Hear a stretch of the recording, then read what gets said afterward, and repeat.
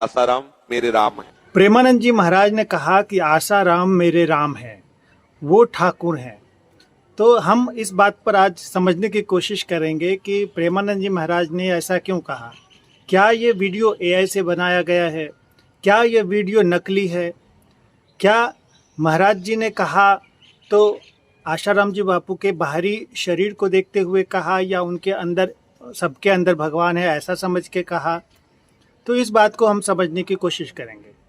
सबसे पहली बात कि ये 2013 की बात है जब ये वीडियो सामने आया था, उसी समय का ये वीडियो है।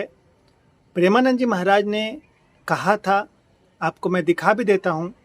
हमें ये भावना करनी है कि आसाराम मेरे राम है, मेरे ठाकुर हैं। तो सबसे पहली बात तो ये कि ये वीडियो कोई एआई जनरेटेड नहीं है, कोई नकली नहीं है, कोई इसमें एडिट नहीं किया गया है, कोई इसमें छेड़छाड़ नहीं हुई है। ये वीडियो 100% असली है, ओरिजिनल है। प्रेमानंद जी महाराज ने बिल्कुल कहा था कि आसाराम मेरे राम हैं, वो मेरे ठाकुर हैं, वो प्रभु की लीला विलास चलती रहती है, वो चाहे अंदर रहें चाहे बाहर रहें, वो मेरे ठाकुर हैं, ऐसा उन्होंने कहा था।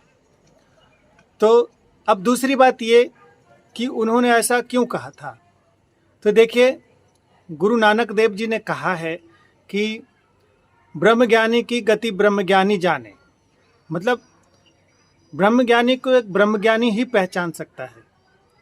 प्रेमानंद जी महाराज वो ब्रह्मज्ञानी हैं और उन्होंने एक दूसरे ब्रह्मज्ञानी को पहचाना है। तो प्रेमानंद जी महाराज बिल्कुल ये कह सकते हैं कि वो आसाराम मेरे राम है, ऐसा समझने के लिए कह रहे हैं। और सामने से एक प्रश्न किया था किसी साधक भाई ने, तो उनको उत्तर देते हुए उन्होंने सबको ये कहा था। तो इसलिए उन्होंने कहा था कि देखिए, ब्रह्मज्ञानी एक दूसरा ब्रह्मज्ञानी को पहचान सकता है।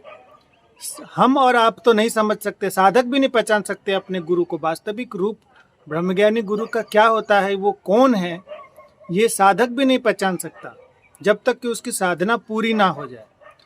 तो जब साधक नहीं पहचान सकता तो बाहरी दुनिया के लोग क्या ही पहचानेंगे।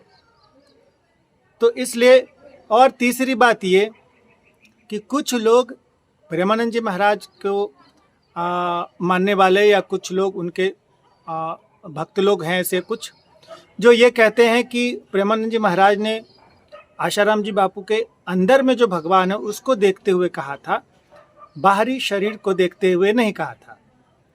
तो यहाँ पर मैं एक चीज़ बताना चाहूँगा कि ब्रह्मज्ञानी जो महापुरुष होते हैं वो सशरीर ब्रह्म होते हैं। ब्रह्मज्ञानी महापुरुष का सशरीर, शरीर सहित वो ब्रह्म होते हैं। उनका पूरा शरीर जो है पूजनीय है। वो ब्रह्मज्ञानी की दृष्टि जिस पर पड़ जाए उसका मंगल हो जाता है, कल्याण हो जाता है, उसकी दुर्गति नहीं होती है। यहाँ तक कि अगर कितना भी पापी व्यक्ति जब मृत्यु को प्राप्त होता है और उसकी जब अंतिम क्रिया होती है, अग्नि संस्कार होता है उसका, और उस अग्नि संस्कार में से जो धुआं निकलता है, उस धुएं के ऊपर भी अगर ब्रह्मज्ञानी महापुरुष की दृष्टि पड़ जाए तो भी उसका कल्याण हो जाता है, उस जीवात्मा की दुर्गति नहीं होती है। तो इतनी बड़ी महिमा है ब्रह्मज्ञानी की। तो इसलिए कहा था। और प्रेमानंद जी महाराज बहुत ही पहुँचे हुए महापुरुष हैं, और इस तरह से हमारे देश में और भी कई होंगे। जैसे कि हमने पिछले वीडियो में कहा था कि ब्रह्मज्ञानी महापुरुष जो होते हैं दो प्रकार के होते हैं, एक होते हैं मौनी और दूसरे होते हैं वक्ता। तो मौनी जो होते हैं वो एकांत में रहकर अपने आत्मानंद में मस्त रहते हैं, और दूसरे होते हैं वक्ता जो कि संसार का मंगल करने के लिए आते हैं संसार में, और संसार का जब मंगल करते हैं, करोड़ों का उद्धार करते हैं, तो उसमें से कुछ लोग उनके पीछे लग जाते हैं, उनके प्रति ईर्ष्या कर रखते हैं, उनकी निंदा करते हैं, और इस प्रकार के भयंकर साजिश करते हैं और उन्हें यातनाएं देते हैं, कष्ट देते हैं। और ये महापुरुष संसार के लिए, हमारे और आपके लिए, इन सभी यातनाओं को झेल लेते हैं। तो ऐसे महापुरुषों को हमारा दंडवत प्रणाम है। आशा करता हूँ कि इस वीडियो में जो 3-4 बातें हमने कहनी चाहिए आप तक पहुँची होगी। आपका क्या राय है, अवश्य लिखें। अभी के लिए इतना ही, आगे मिलते हैं फिर किसी वीडियो में। तब तक के लिए हरिओम, राधे राधे।